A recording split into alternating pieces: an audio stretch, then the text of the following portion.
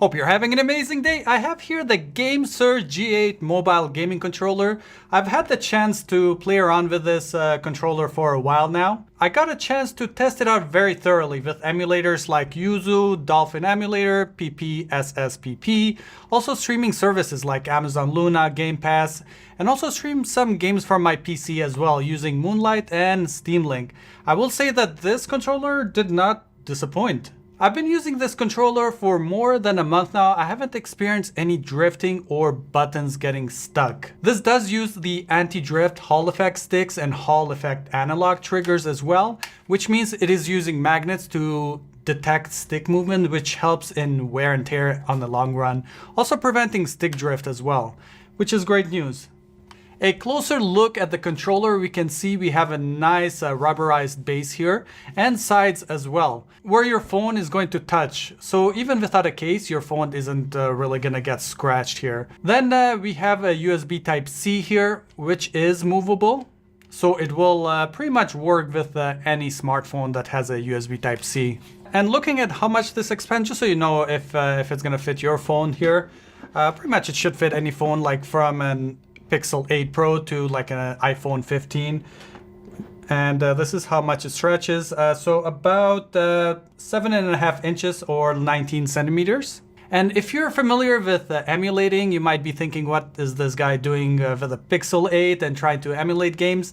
And you're right, because most of the emulators don't really work that well with the Google Pixel phones. Okay, I'm getting sidetracked now, so let's get back to the controller here. At the bottom, we have a 3.5 millimeter input and a pass-through USB Type-C charging. Front of the controller, we have quite a few buttons which we are all familiar with and can also map out as well. Comparing this controller to my Xbox controller, I will say that this feels much better and less flimsy than the Xbox controller. So testing out the joysticks here, just for a noise comparison a little bit here. So this is like an Xbox controller here.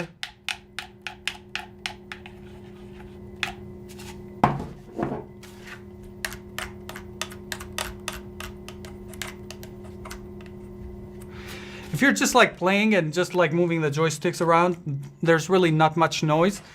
And which is great. It kind of feels more solid comparing this to the Xbox one here. It definitely feels a little bit more solid, the joystick here. Even the D-pad, when we're pressing here, as you can hear, the Xbox controller, it's kind of very loud and a little bit, I don't know, it doesn't feel too premium. And this one here, you can hear. Comparing this to my Xbox controller, I will say that this feels much better and less flimsy than the Xbox controller. Testing out the joystick, they feel more solid on this GameSir controller. Even the D-pad has more of a premium feeling than the Xbox one. The buttons also feel good and not too loud when pressing them here.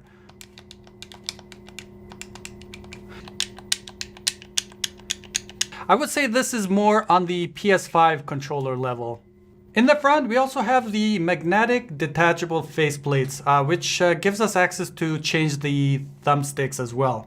So to go ahead and just remove it here, just pull it up. So there's like 4 magnets that's holding this, and the same thing for the other side as well. To go ahead and remove the thumbstick, all you want to kind of do is just pull it out. Comes off very easily, and this is what we have underneath. So if you want to go ahead and put the new thumbstick, as easy as just pushing it in here, and that's it. Then just putting the faceplate back on, because we do get 3 additional thumbsticks, including a small thumbstick here, which is this one here, and a tall one, and we also get the dome as well.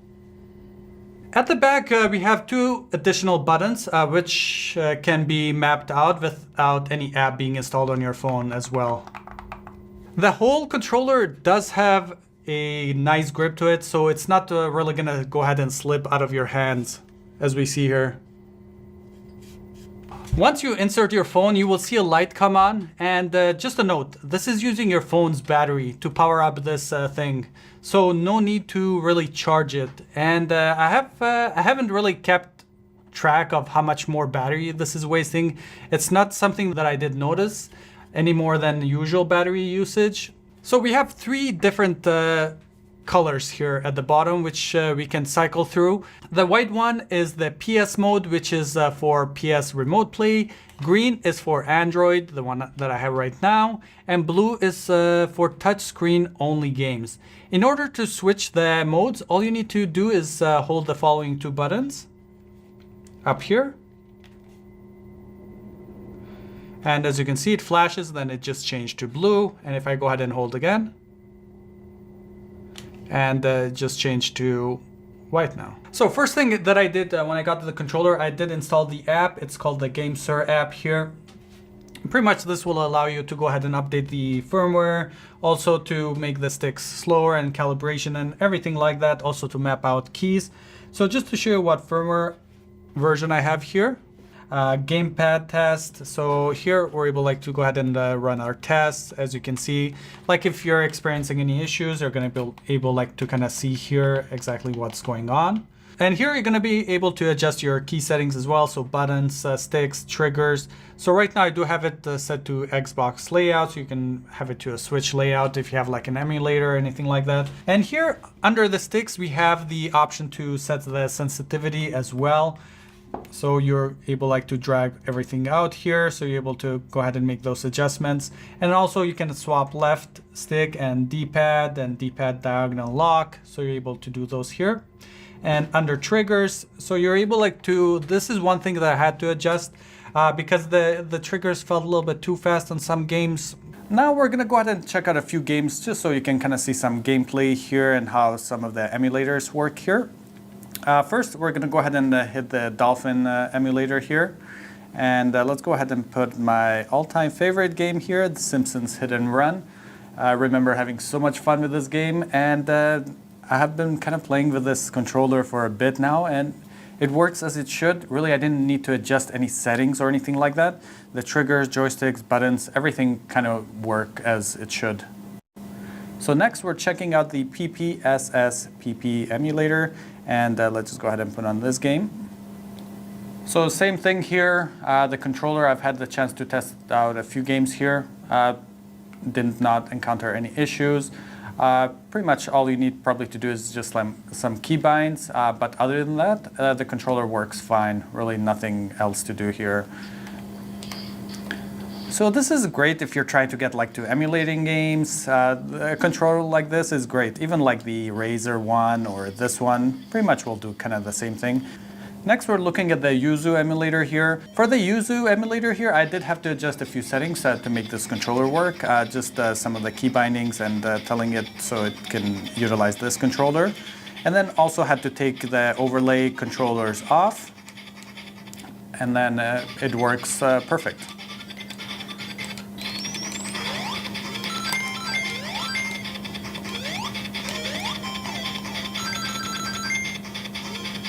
So if your game has touchscreen controls only, there's a way to fix that with this. All you need to do is go ahead and open up the GameSir app and then go ahead and add your game. Like I have here, the Rocket League side swipe. If I go ahead and launch this, it's gonna ask launch in G-Touch mode. So as you see here, for a game like this that has the touchscreen controllers here, we're able to adjust those, and now we're able to go ahead and adjust. So we have the buttons, combo, left stick and right stick here. So left stick, we're gonna go ahead and place it where the stick is going to be here. You can definitely go ahead and make the size bigger, depending so you can just kind of match it up with the touchscreen controls here. So right now I'm gonna be able to control the game through the left stick here. Same idea for the buttons here. So to go ahead and add the button, I can just go ahead and click button here. For example, click A, and now I have A, I can drag it over here. So if I'm pressing A, it's gonna go ahead and trigger that touch screen control. So it's pretty straightforward setting this up and very easy to do so. So next, we're gonna go ahead and jump to Moonlight.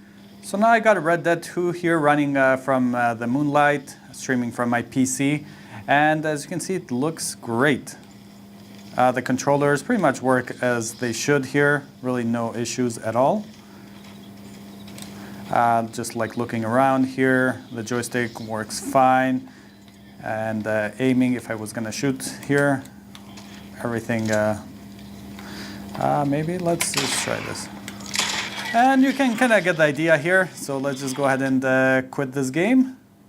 And launching Steam Link here, we're going to go ahead and test out a game as well. So playing No Man's Sky with this controller was really good, especially here you can see like moving left to right. Didn't really need to adjust any sensitivity or anything like that. Things just looked nice out of the box here. Didn't really need to touch anything. And you can see the triggers, everything work great here.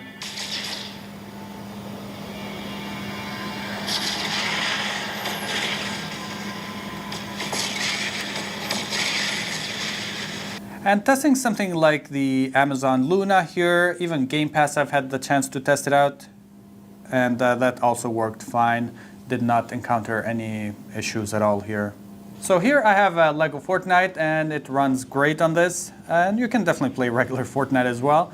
But just to show you kind of here, everything kind of works good. Like you can see the camera movement here. I can do it slower, faster.